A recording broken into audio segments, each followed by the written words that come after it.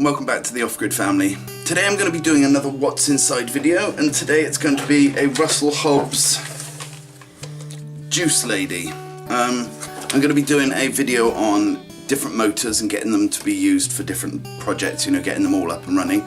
And I assume this has got a motor in, so I wanted to take this apart before I do the one on motors, so that should be my very next video.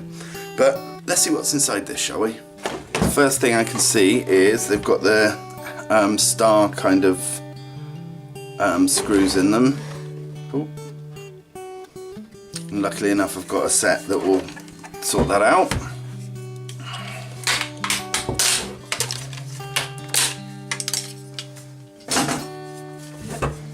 Okay, let's try and stand it up like that, sort of. As I say, I'm going to be doing a video on taking apart, reusing old salvaged motors. So this should have a motor in, I'd assume. I've never seen one running. I've never seen an entire one. This was just the bit I got.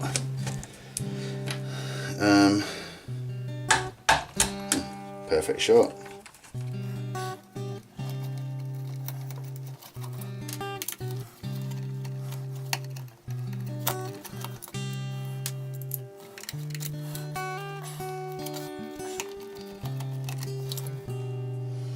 Okay, so that's those, and then there's another set of different star screws. I don't actually know what they're called. If you do know, leave a comment so I can actually learn.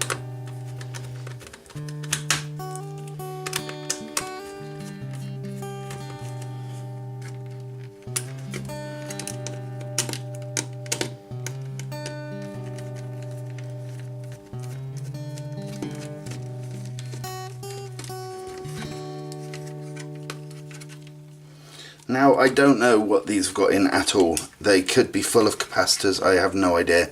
But this has been outside for quite some time, so it should be relatively safe to handle.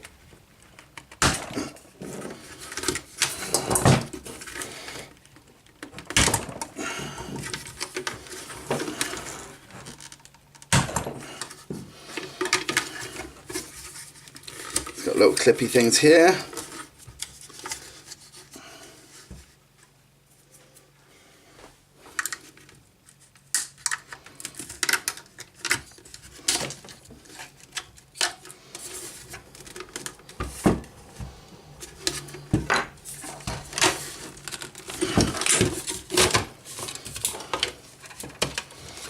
Okay, so there's inside the beast.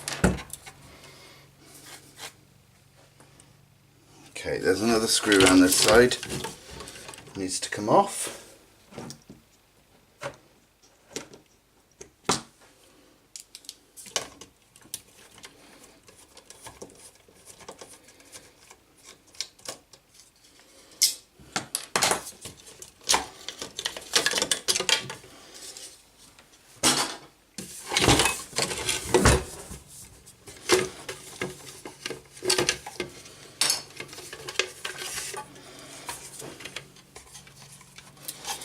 Okay, well this one's screwed into the side, and this is the earth.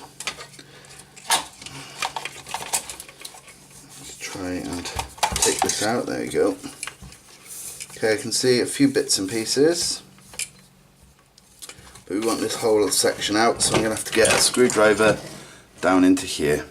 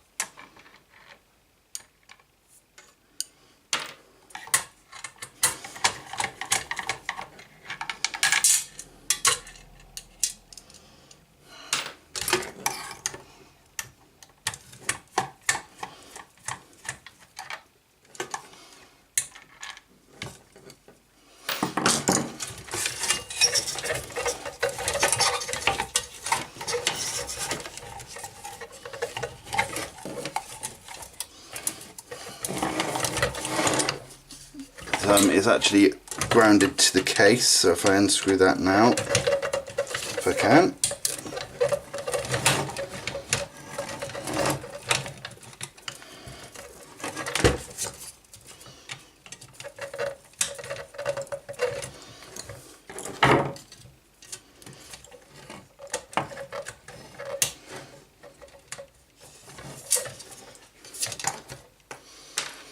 Okay.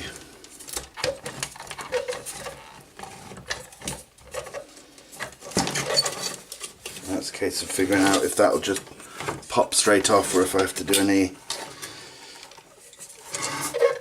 clever stuff to it. I'm going to start by just trying to pop that off. Now, I would not advise using scissors like I'm about to. There are plenty of better things to use, but they're all upstairs. It's not going to work anyway, so next. Let's try this.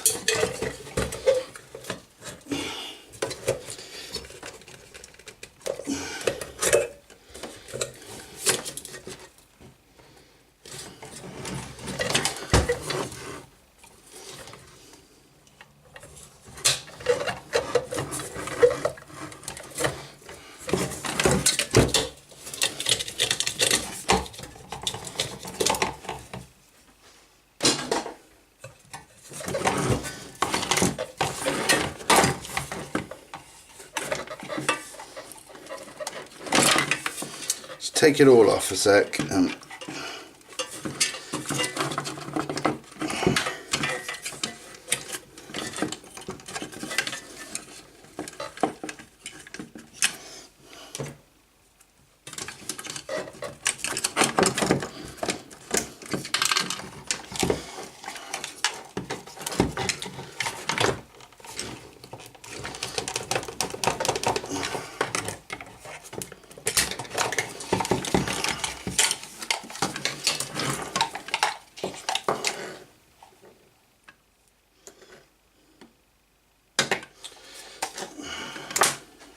It's all helpfully labelled for us to be able to put it back together, except the white is actually blue. But everything else is labelled pretty nicely, so that'll be quite simple to put back together in a sec.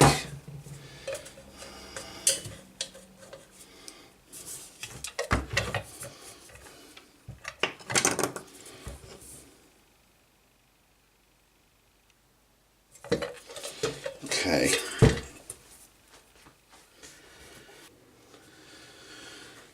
Okay, so I'm just going to use a screwdriver and see if I can pry it off. There we go.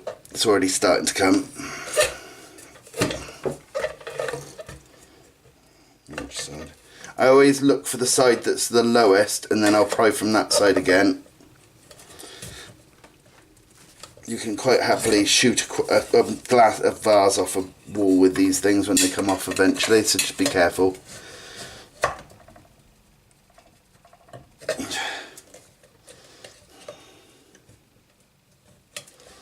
This one is on tight, but I suppose it's they don't want it coming off during the mixing.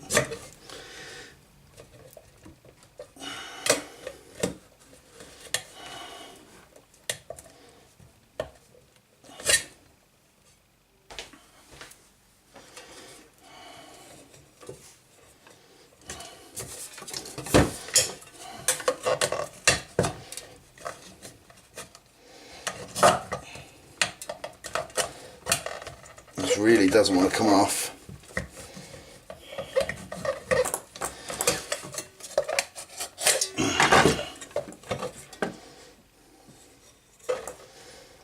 I think I'm going to get the Dremel out.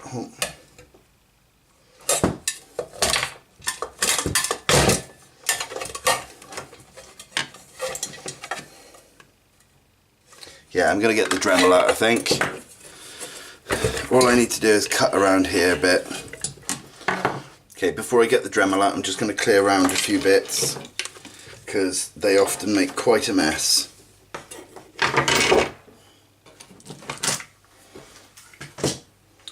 always, when using a Dremel cutting disc, wear some safety goggles. Those things are deadly. I get through 3 every job I do, really. Hopefully I'm going to be able to cut this with just one, but they often snap so easily.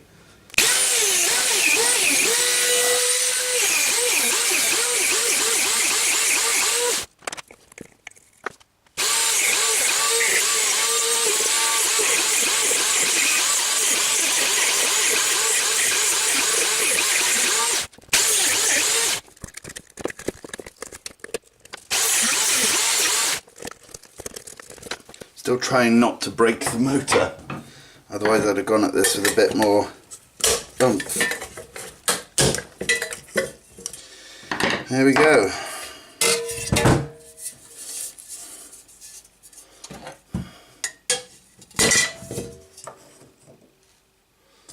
There we go, one motor.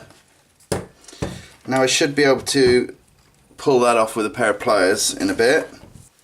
I'm going to try and get this working with a 12-volt battery, but that is for another video.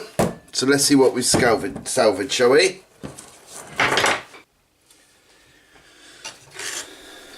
Okay, so this here is like the main circuit board.